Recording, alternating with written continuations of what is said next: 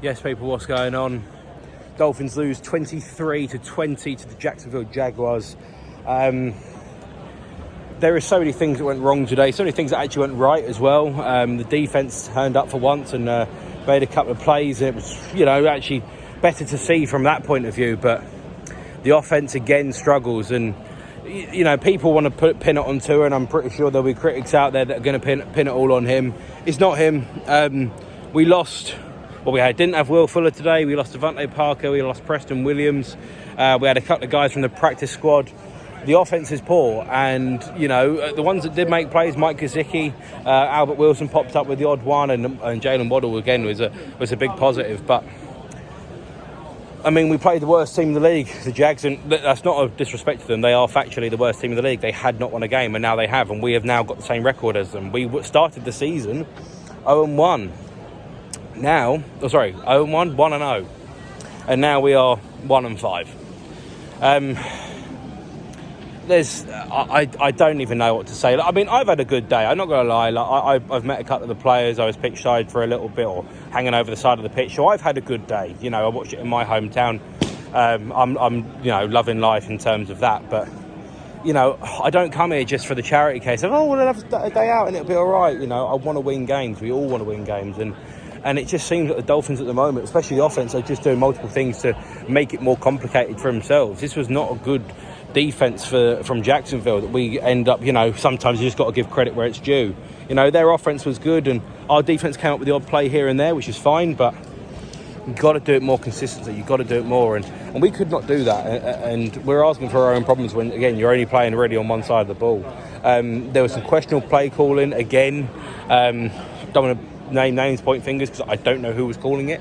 Obviously you don't see some things in the stadium, but it's just sad. It's just sad that we've got this team that last year was full of promise, and we just missed out on the playoffs. If we want to make the playoffs this year, we've pretty much got to win every single game from now until the end of the season. And I mean, we last year got 10 wins, missed out on the playoffs.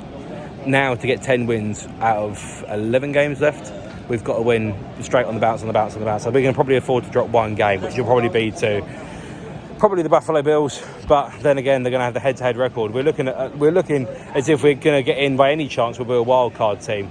But it's just a real catch-22, because for me, I'm looking at the moment just thinking, look, this is an uphill battle. This is an uphill battle now, and look, I'll still fight whilst it's possible, of course. But at some point, you do also have to look at it and go, we could gain more from actually being shit from now on. The problem is, everyone's going to go, well, right, what are we going to do with our first overall draft pick, or first round draft pick, which could be incredibly high. I don't actually know where we sit at the minute in terms of draft order. We'll probably be top 5.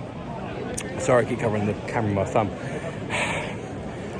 We have to sort it out, We don't need to take a new QB. Tua is absolutely fine. Tua didn't actually do a lot wrong today. He did actually open it out a bit more. And again, there was some bits which were really nice. But you are again missing 3 big players. Xavier Howard on defense, who would have made a difference. Byron Jones as well. Also, I forgot about him. Will Fuller's out. Devontae Parker's out. In terms of value for money, you've got a lot of money that's out, injured or useless to us today. And it's not right, it's not right at all. Obviously, injuries happen, you can't control it, but you can control not giving players money. And that's something that I don't want to kind of, don't want to say, he deserves this and he doesn't deserve that and blah, blah, blah, blah. That's not my place. That's what the team do. But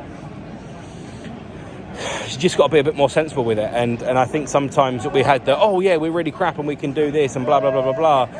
I think we need leadership. That's what I really think we need. And Tua's definitely got part of that, which is fantastic. But on defence, I mean, someone like Carl Van Noy last year was, although probably in terms of probably value for what he does in terms of on the field and actually making plays, there probably is people that are better than him. Leadership qualities that he's got are second to very few. It's just tough. It's tough to watch as a Dolphins fan at the minute, and it's even worse. I've got to get out of Tottenham, which is an absolute dump. Thanks for watching. Make sure you like, share and subscribe. Thank you for the Dolphins that have made my trip or my day out here and Saturday, Friday and whatever when I was at training. There are certain people that have made it completely worthwhile, but it's just tough to watch, and I'm going to continue to smile because that's all I've got. I've seen the Dolphins for now the 6th time in my life, and it probably was a part of time during the pandemic. I didn't think I was going to see the Dolphins ever again. So look, I mean, I'm going to try and remain positive, but the Dolphins just need to step it up, and there's no other way to say it. It's got to be on all sides of the ball, but the offense needs to be held accountable for.